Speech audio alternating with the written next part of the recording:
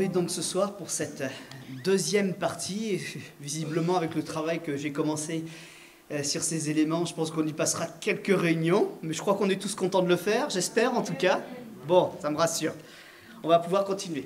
Dans une première partie, on avait vu voilà, ce que représente le chiffre 7. On avait expliqué qu'il y avait dans la Bible des symboles et que ces symboles étaient réguliers tout au long des Écritures, qu'ils avaient une valeur spirituelle, que la valeur numérique aussi avait un intérêt. Et on avait vu que tout au long de l'Écriture, comme un filigrane, le chiffre 7 est un élément de la construction de beaucoup de choses, mais qu'il ne faut pas non plus tomber dans le mysticisme et vouloir faire un livre de divination avec la Bible. Vous vous rappelez de tout ça? On en a parlé. Mais pour autant, il est vrai que le royaume des cieux, le royaume de Dieu, tout ce que Dieu fait, c'est quelque chose qui est construit et organisé. Donc s'il y a des choses que nous ne comprenons pas sur cette terre et que nous pensons que parce que c'est spirituel, c'est bizarre et que ça a une forme particulière, c'est parce que nous sommes limités et nous ne comprenons pas la perfection de la création de Dieu. Et pourtant, au travers de symboles comme celui-ci, nous voyons que ce que Dieu fait est parfait. Amen. On peut avancer d'une diapo. Voilà, nous avions donc évoqué que dans ces constructions et dans ces symboles, le 7 revient particulièrement dans le livre de l'Apocalypse. Il y a, au travers de ce chiffre 7 et de ce symbole, 7 églises auxquelles le Seigneur s'adresse, 7 sceaux qui vont être brisés et qui vont permettre à certaines choses de s'accomplir ou d'être révélées, 7 trompettes qui vont retentir, 7 signes, 7 plaies, malheurs, et encore 7 choses nouvelles.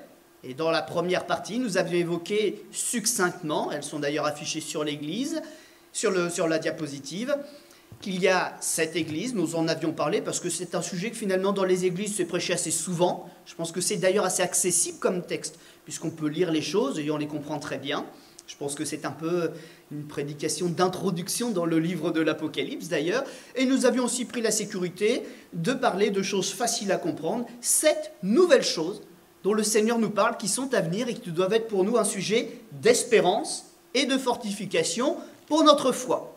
Je vous propose donc aujourd'hui d'avancer dans une seconde thématique qui s'orientera sur, d'ailleurs ce que nous dit la diapositive suivante, 7 sceaux. Et d'ailleurs, très honnêtement, on n'en verra que 6, parce que le 7e étant brisé, il y aura 7 trompettes derrière.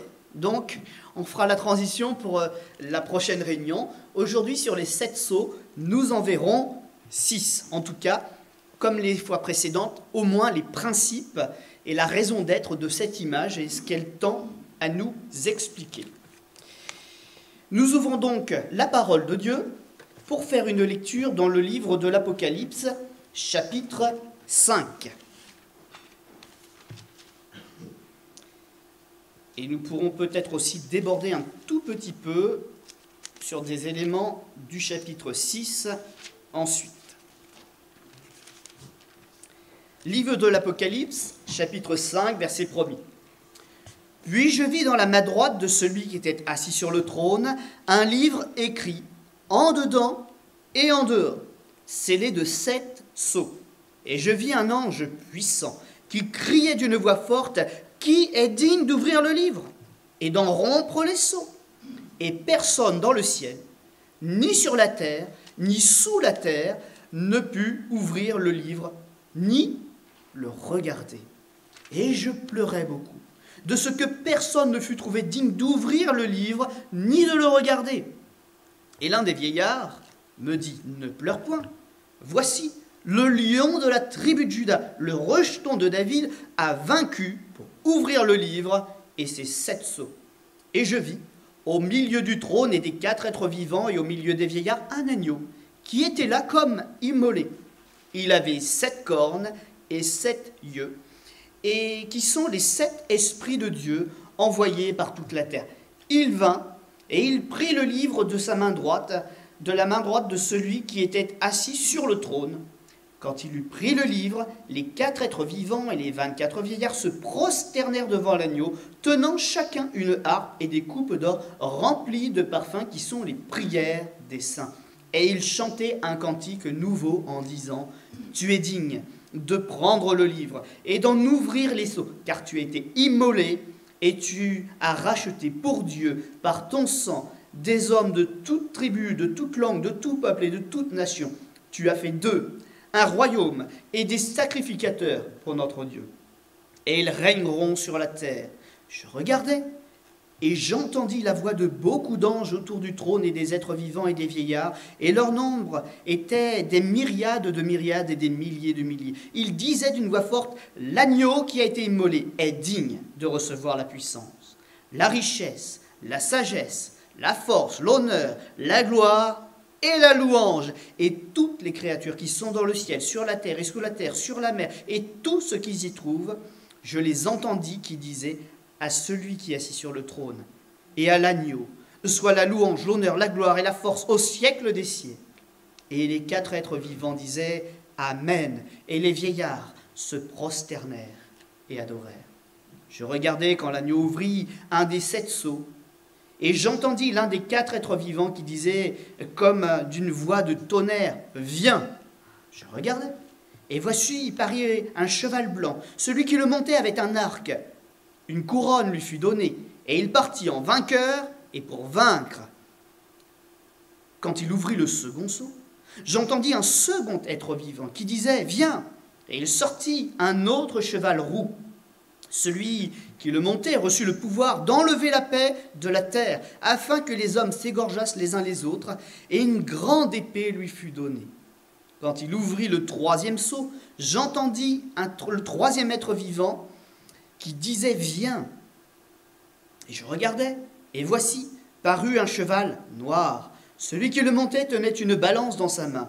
Et j'entendis au milieu des 4 êtres vivants une voix qui disait « Une mesure de blé pour un denier, et 3 mesures d'orge pour un denier. Mais ne fais point de mal à l'huile et au vin. » Quand il ouvrit le 4e sceau, j'entendis la voix du 4e être vivant qui disait « Viens !» Regardez, voici parut un cheval d'une couleur pâle. Un texte dira blême. Celui qui le montait se nommait la mort, et le séjour des morts l'accompagnait. Le pouvoir leur fut donné sur le quart de la terre pour faire périr les hommes par l'épée, par la famine, par la mortalité et par les bêtes sauvages de la terre. Quand il ouvrit le 5e sceau, je vis sous l'autel les âmes de ceux qui avaient été immolés à cause de la parole de Dieu et à cause du témoignage qu'ils avaient rendu. Il criait d'une voix forte en disant « Jusqu'à quand, Maître saint et véritable, tarderas-tu à juger et à tirer vengeance de notre sang sur les habitants de la terre ?» Une robe blanche fut donnée à chacun d'eux, et il leur fut dit de se tenir en repos, quelque temps encore, jusqu'à ce que fût complet le nombre de leurs compagnons de service et de leurs frères qui devaient être mis à mort comme eux. Je regardais quand il ouvrit le 6e sceau, et il y eut un grand tremblement de terre. Le soleil devint noir comme un sac de crin. La lune entière devint comme du sang. Et les étoiles du ciel tombèrent sur la terre. Comme lorsqu'un figuier, secoué par un vent violent, jette ses figues vertes. Le ciel se retira comme un livre que l'on roule. Et toutes les montagnes et les îles furent remuées de leur place. Les rois de la terre, les grands, les chefs militaires, les riches, les puissants, tous les esclaves et tous les hommes libres se cachèrent dans les cavernes et dans les rochers des montagnes. Et ils disaient aux montagnes et aux rochers, « Tombez sur nous et cachez-nous devant la face de celui qui est assis sur le trône et devant la colère de l'agneau. Car le grand jour de sa colère est venu. Qui peut subsister? Amen. »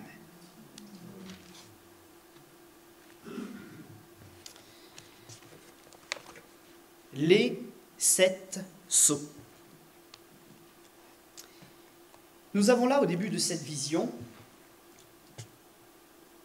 qui est le prolongement du texte aussi qui était avant, dans le chapitre 4. Il y a une conjonction de coordination, une liaison qui s'inscrivent dans le texte.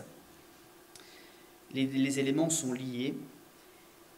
Un livre apparaît au regard de tous, non pas sur la terre, mais dans la foule céleste qui est là-haut, en train d'attendre l'accomplissement du plan de Dieu.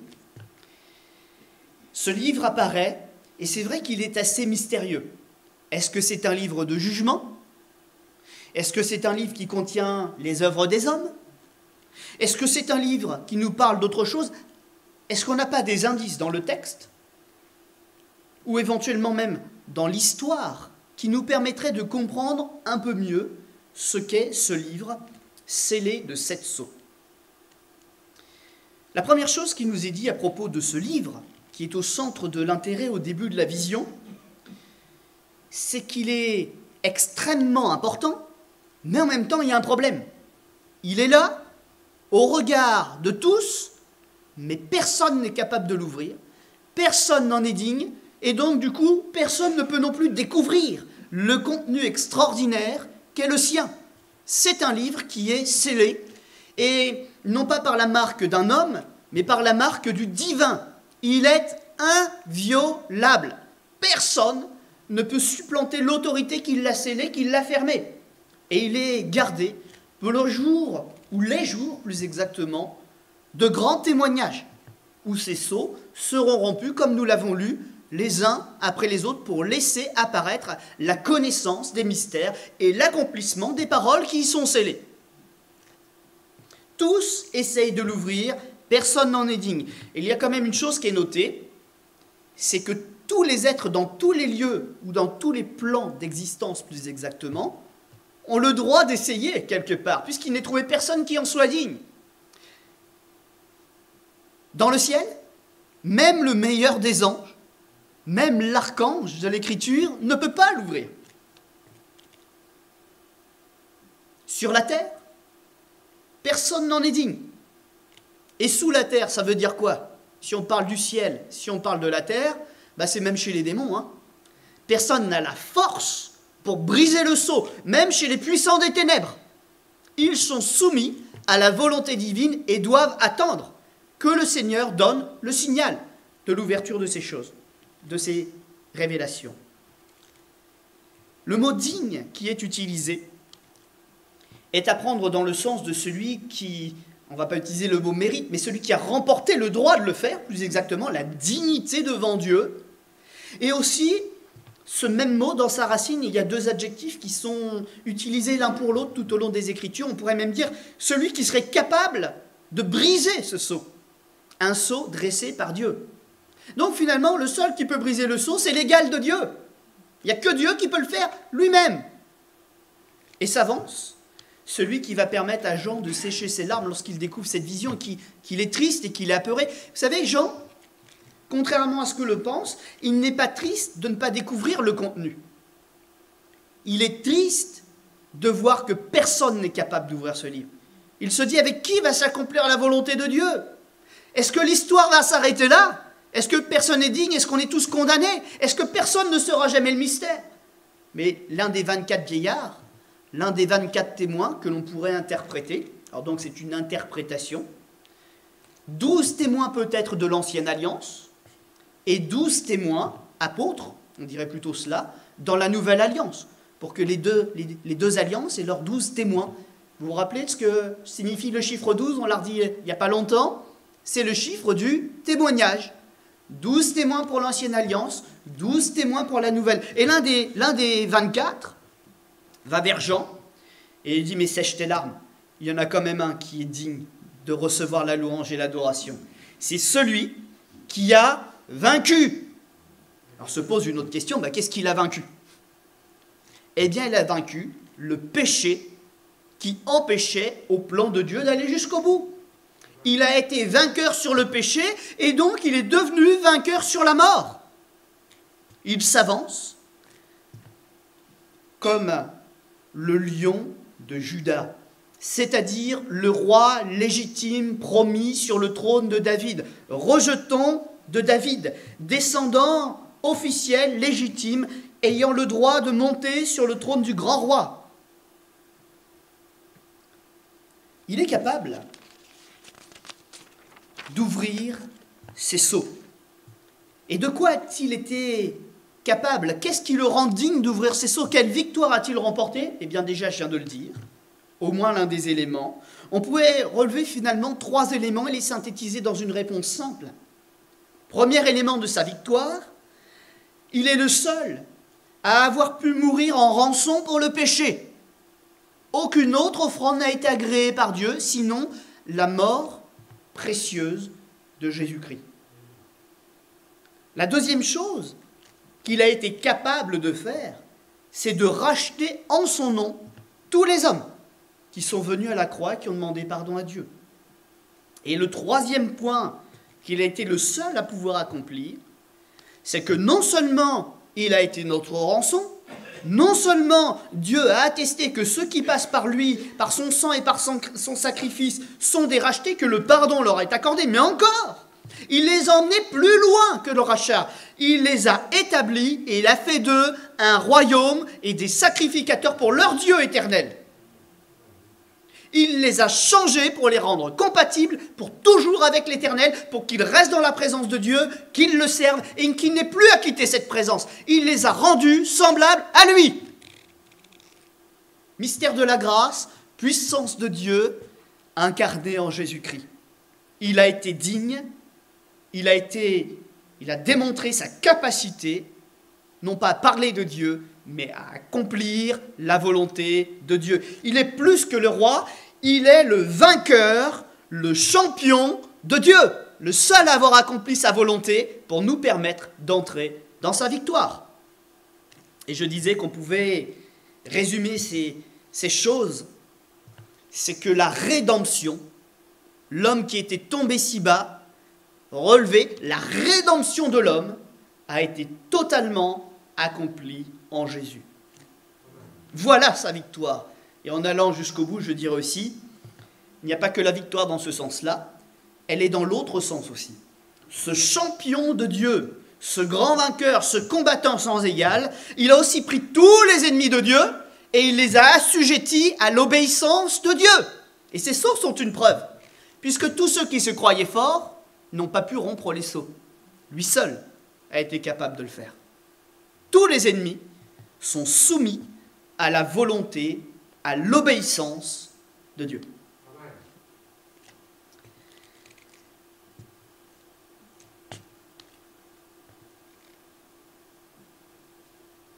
Jésus donc a démontré son droit à prendre possession et à appeler à lui son héritage légitime. Et s'il nous est parlé de lui au travers de cette image du lion de Juda, puisqu'apparemment il est en train de nous être présenté sous sa royauté dans ce texte, il y a aussi le symbole de l'agneau de Jésus en tant que sacrifice, mais qui, nous l'avons dit la semaine dernière en indice, parce qu'il y avait le chiffre 700 dedans, on avait donc déjà glissé un peu sur cette explication de texte. Il est aussi, sous certains aspects, présenté comme l'agneau. Mais l'agneau, il a quelque chose de particulier dans le texte que nous avons lu. Est-ce que c'est un simple agneau ? C'est un agneau qui ne se laisse plus faire. Il a sur son front des cornes comme une couronne au nombre de 7. Et il est décrit aussi comme étant accompagné des 7 esprits de Dieu. Et nous avons rappelé la dernière fois que le 7 symbolise la plénitude de Dieu ou la plénitude des attributs divins. C'est-à-dire qu'il exerce ces choses sans les limites humaines que nous connaissons. S'il connaît quelque chose, il connaît la chose depuis l'origine jusqu'à la fin. Et il en a la pleine maîtrise.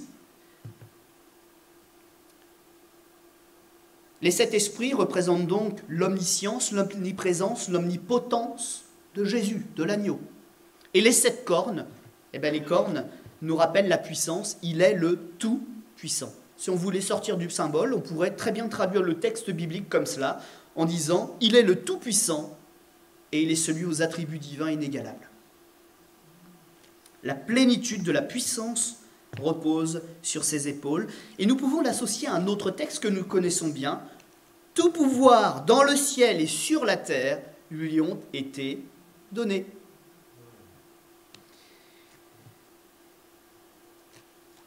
Alors nous pouvons réfléchir aussi et aller un petit peu plus loin sur ce fameux livre.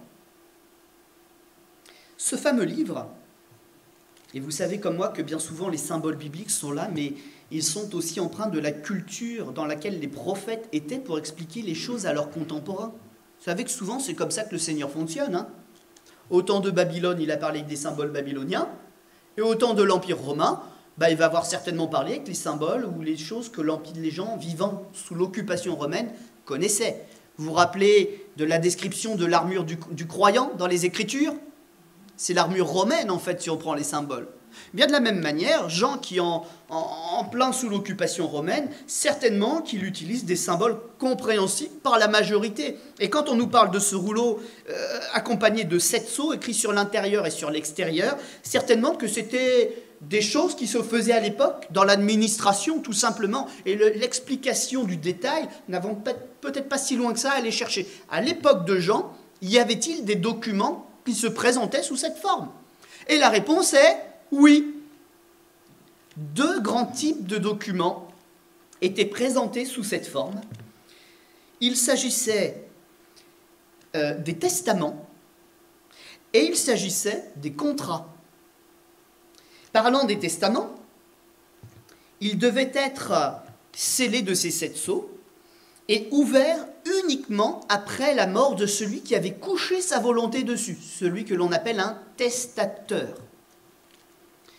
Et pour accompagner et réaliser la volonté de celui qui nous avait quittés, il y avait un exécuteur testamentaire, une personne neutre, fiable, fidèle, qui était censé lever les sceaux et au fur et à mesure révéler à la famille, aux proches, aux gens qui étaient venus écouter la lecture de ce document officiel, de découvrir avec lui la volonté pour la mettre en pratique.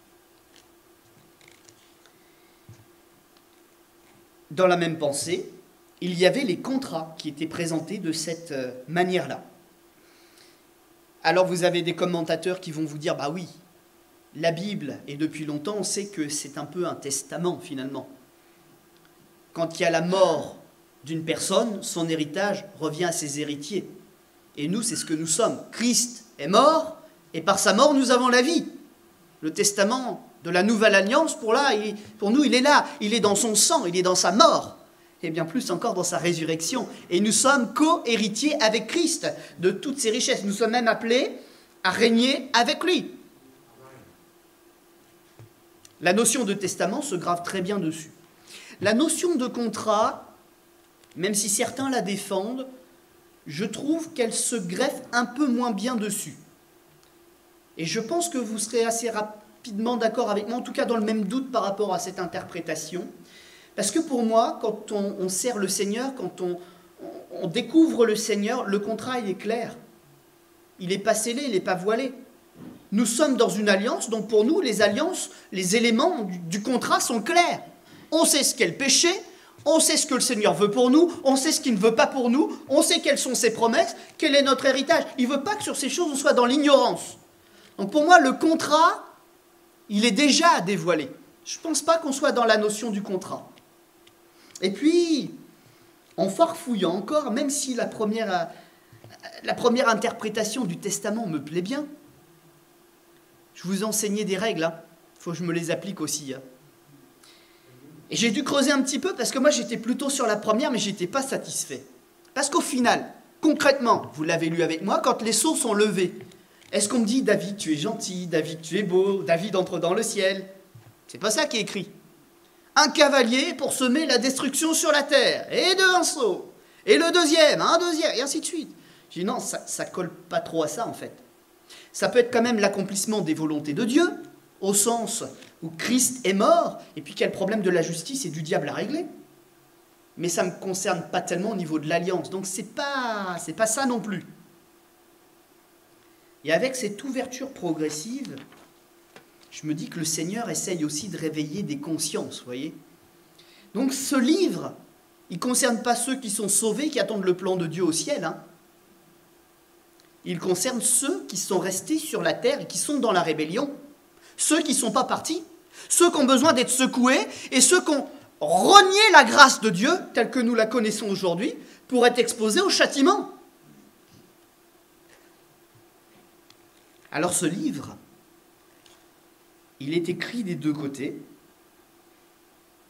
et à chaque fois qu'une des phrases qui est lisible quand même, parce qu'il est sur l'extérieur du livre, est lue, et qu'on reconnaît que ce qui était demandé est accompli, on peut briser le sceau et découvrir ce qu'il y a à faire sur l'autre côté. Et on déroule le livre patiemment. Vous voyez, je sais pas, je vais peut-être pas prendre ma feuille, je sais pas, mais il est bien roulé. Donc on voit qu'une toute petite partie là. Et au fur et à mesure, quand je dis que ça c'est bon, je regarde de l'autre côté, l'autre partie qui a été déroulée. Et il faut que je fasse ça. Et au fur et à mesure, les sceaux sont brisés et l'exécution des sanctions sur la terre sont appliquées. Et ce sont là les dernières sanctions. Et c'est pour cela qu'il faudra traiter le 7e sceau à part, puisqu'au 7e sceau, il y a encore 7 trompettes qui se déclenchent.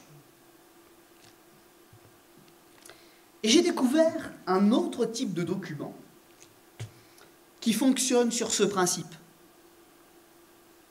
Cet autre type de document, c'est l'acte officiel qui décrète devant tous qu'un roi est le seul à avoir le droit de monter sur le trône.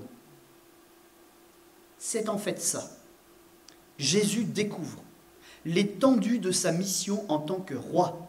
Et au fur et à mesure, Dieu, en lui permettant de briser les sceaux, prouve que c'est bien par l'autorité de son Fils et par l'action de son légateur, législateur, qu'il opère ces choses et qu'elles sont justes et officielles. Jésus est le roi et le seul roi à avoir le droit de briser les sceaux de ce document officiel parce qu'il est le seul roi des rois. Et là, vous allez comprendre une petite chose, parce qu'il y a beaucoup d'épiceries sur cette interprétation. Le premier sceau qui est brisé voit apparaître, ou plutôt voit être libéré très exactement, une puissance de destruction au travers de la personne d'un cavalier blanc qui a pour arme un arc. Il y a peut-être une interprétation ici, mais attention aux interprétations raccourcies. Moi, ce que je note, c'est qu'on lui a donné symboliquement une couronne. Donc la couronne, il ne l'avait pas avant. Et cette couronne, elle représente, on va dire, une autorité pour faire les choses. Et que va faire ce cavalier? Il va aller à la conquête du monde pour le dominer, pour l'assujettir, pour renverser les gouvernements et établir le sien. Et j'ai lu un commentaire qui, finalement, m'a fait un petit déclic parce que je trouve que c'est assez juste. Et ça rejoint très bien toutes les visions prophétiques que nous avons étudiées jusque-là, notamment celle de Nebuchadnezzar. Vous savez que Dieu, avant d'appliquer des sanctions, il attend que la personne ait vraiment commis son péché. Parce que le Seigneur pourrait appliquer les sanctions à l'avance en disant « Oui, toi, je sais ce que tu vas faire, donc je te punis tout de suite, je t'arrête tout de suite. » Est-ce qu'on a déjà vu le Seigneur faire ça? Il peut, mais je ne l'ai jamais vu le faire. Par contre, connaissant le cœur des hommes et des anges, il a parfois laissé des situations pour laisser ces créatures manifester ce qu'elles avaient dans le fond de leur cœur, ce que la Bible appelle un test, une épreuve. Et qui est-ce qui attend depuis longtemps de se déchaîner sur la terre et de la dominer? Le diable qui trouve sa pseudo-incarnation en la personne de l'Antichrist. Jusque-là, la volonté de Dieu retenait l'action du diable. Mais finalement, quelque part, on a l'impression que par ce premier saut, cette puissance de domination du monde pour établir un gouvernement unique, elle est pleinement libérée. Et on lui dit, vas-y pour le temps que tu as, vas-y. Ils n'ont pas voulu de Dieu, ils n'ont pas voulu de la grâce, ils n'ont pas voulu régler le péché. Montre-leur ce que c'est que d'être avec toi. Montre-leur. Et je disais que cette interprétation est souvent délicate parce que beaucoup voient en la personne de ce cavalier blanc la personne de Jésus. Sauf que Jésus, il est où? Il est au ciel en train de prononcer des condamnations contre la terre. Il y a un petit problème.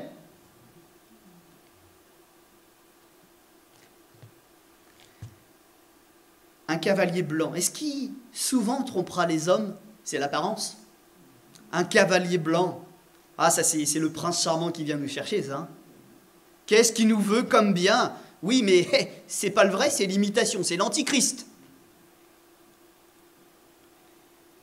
Et vous savez, le blanc lui est souvent prêté au diable. Hein. Même ses ministres sont habillés en ministres de justice, ils sont rayonnants, ils sont des êtres de lumière, hein, vous voyez, c'est ça. mais il reflète une fausse lumière, dit l'Écriture. Une lumière trompeuse. Et ce diable va se déchaîner et exercer une puissance de domination. Nous avons ensuite un second cavalier qui apparaît. La couleur de son cheval est roux. Alors ça fait aussi, c'est aussi à ramener à la lumière de l'interprétation, ou plutôt de la traduction de la Bible. Littéralement, ce serait plutôt un peu plus juste de dire rouge sang ou rouge feu. C'est-à-dire qu'il n'est pas forcément là pour semer la mort à proprement parler, puisqu'il y a un autre cavalier qui le fait, c'est le 4e, mais c'est plutôt pour amener le monde au bord de la destruction et des flammes. C'est plutôt cela. Et on voit au travers de ce cavalier plutôt quelqu'un qui est venu pour attiser les guerres, les conflits, la destruction, les trahisons. On est plutôt avec cette image-là quand on va chercher un petit peu plus loin. Deuxième, donc, puissance de destruction. La troisième puissance de destruction, c'est celle de celui à qui a été donnée une balance. Il a le pouvoir des chiffres, il a le pouvoir de l'économie. Et il s'en sert dans une période qui a été vraiment bien préparée pour lui, c'est que son collègue, il a semé la ruine et la destruction. Et lui, il arrive en disant « Mais moi, j'ai l'argent !» Alors celui qui veut acheter, eh ben, ça lui coûtera ça. Un bras, une jambe. C'est comme ça l'expression. Hein. Oh, ça m'a coûté un bras. Ben, ça risque de coûter un peu plus cher parce que la Bible nous dit qu'avec ces gens-là, ces cavaliers-là, il y a une règle qui va s'instaurer. Une marque qui n'est pas la marque de Dieu, qui n'est pas le sceau de Dieu, qui sera le sceau de la bête. Le 666, Trinité diabolique. Et j'avais rappelé que l'imitation n'est pas loi de la vraie. Hein, parce que le diable, il fait des choses imparfaites, il n'est pas sur le 7 de la perfection, de l'omniscience, de l'omniprésence, il est dans le 6, le chiffre jusqu'avant, le chiffre de la chair, le chiffre de l'homme. Il imite la Trinité de Dieu. Lui aussi, il a un chiffre, lui aussi, il a un symbole, 6, 6, 6. Et pour pouvoir acheter, pour pouvoir payer, ça se fera à un prix d'or, et ça se fera peut-être au prix de sa vie. Mais surtout, ne nous trompons pas, la vraie réalité de ce chiffre réside dans l'abjuration, le rejet de Christ et de la foi. On peut vous faire peur avec plein de choses, hein, les puces électroniques, la modification génétique, etc. Mais au final, il ne faut pas oublier que la véritable marque de la bête, elle est associée à l'abjuration de la foi. S'il n'y a qu'un des deux éléments, ce n'est pas la marque de la bête. C'est peut-être des choses qui nous l'annoncent, des choses qui nous ouvrent les yeux sur la façon dont ça va se réaliser. Mais la véritable marque de la bête, c'est dire « je renonce au salut en Jésus-Christ, je ne veux pas de lui, je veux manger, je veux boire, je veux m'amuser. Je veux la bête. » C'est ça. Et c'est là qu'on rejoint un petit peu le texte de tout à l'heure, si vous avez été attentif. Il y a un autel. Et sous cet autel se trouvent les âmes des martyrs, c'est-à-dire ceux qui ont perdu la vie à cause de leur témoignage. Littéralement, originellement, le mot martyr ne signifie pas être mis à mort. Originellement, le mot martyr signifie témoin. Et ce mot a été connoté et a évolué dans sa signification pour nous et dans notre civilisation à cause du martyr, à cause du témoignage d'Étienne, qui a été mis à mort pour son témoignage rendu à Jésus-Christ. Et le Seigneur fait une remarque à ce moment-là dans le texte, dans sa révélation. Il nous dit que les sceaux vont tout doucement, parce que les jugements doivent être bien marqués pour qu'on sache d'où ça vient et que c'est inévitable. Mais en même temps, il y a une autre chose qui est dite. C'est que le nombre des martyrs n'est pas encore atteint. Il y a encore quelques-uns de leurs compagnons qui doivent les rejoindre. Il y a encore quelques-uns qui sont sur la terre, ils finissent le travail, mais ils vont bientôt les rejoindre parce que leur vie va être redemandée à leur tour.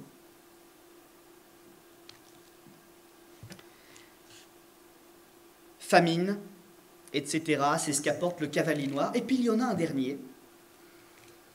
Et lui, il emmène les choses au niveau le plus ténébreux, le plus noir. Hein.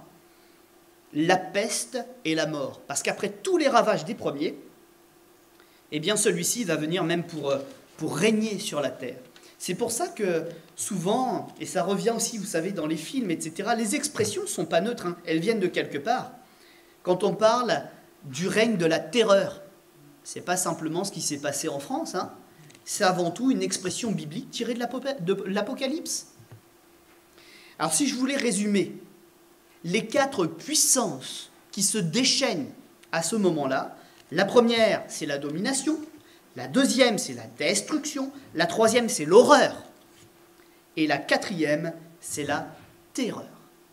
Voilà les 4 mots qui peuvent synthétiser l'action destructrice de ces 4 cavaliers.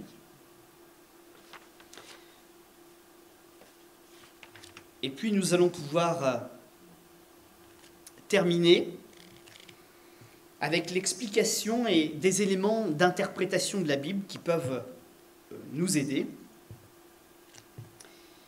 C'est que toutes ces choses s'accomplissent en commençant par l'Antichrist libéré, tout simplement pourquoi ? Comme je le disais tout à l'heure, pour que chacune des actions du diable et que chacune des conséquences du péché soit mise à nu.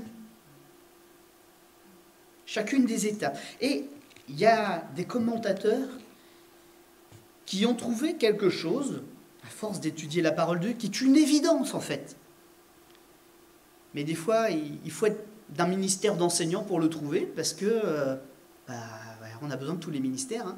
Et là, j'ai découvert quelque chose en lisant un livre de commentaires. C'est que Jésus, en tant que prophète, au travers de son discours, de la révélation, tout simplement, qu'il a apporté aux Juifs étant sur la terre, et Jésus-Christ, en tant que divin exécuteur testamentaire, avec sa vision qu'il est en train de nous révéler dans le livre de l'Apocalypse, sur ces choses-là, ont eu exactement le même discours, dans la même chronologie. Et il y a 2 textes, un de Jésus incarné dans la chair en tant que prophète, que l'on peut mettre en parallèle avec le chapitre 6 de l'Apocalypse. Et vous verrez, les 2 choses se superposent parfaitement. Alors là, j'ai pris les petites notes. Je vais les retrouver. Voilà. Si vous prenez les fameux textes des évangiles, que l'on dit être des chapitres eschatologiques, parlant de la fin des temps, vous pouvez prendre par exemple Luc, chapitre 21, et le comparer de manière thématique à Apocalypse, chapitre 6. Et vous trouvez quelque chose, ce n'est pas affiché sur l'écran, mais ce n'est pas grave, vous pouvez le retrouver assez facilement. Le premier point, c'est la guerre. Le second point, c'est le conflit international. Et ensuite, il y a une succession de textes qui sont avec un décalage à chaque fois, mais qui se suivent parfaitement dans le même ordre, chronologique et thématique. Tremblement de terre, et en parallèle, Apocalypse 6, famine. Quand Luc 21 parle de famine, Apocalypse parle de peste. On repasse sur Luc 21, on parle de peste, Apocalypse parle de persécution.